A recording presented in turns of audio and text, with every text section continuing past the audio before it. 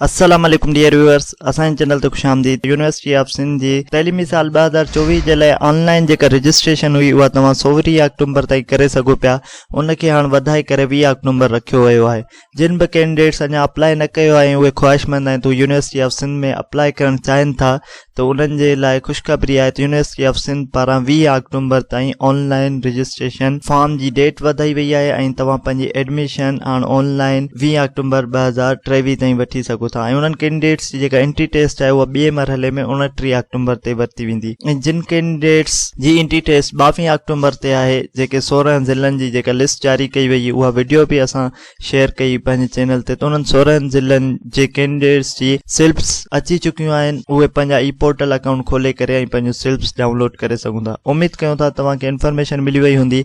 University of Sindh पारां तैलीमी साल 2024 जी admission जी जेका डेट आहे उहा वधाए करे 20 अक्टूबर रखी वई आहे। मज़ीद इन इंफॉर्मेटिव वीडियोस जे लाइ असांजे चैनल खे लाइक कयो, सब्सक्राइब कयो त जीअं असांजी ईंदड़ हर नई वीडियो मां ताईं पहुची सघे। अल्लाह हाफ़िज़।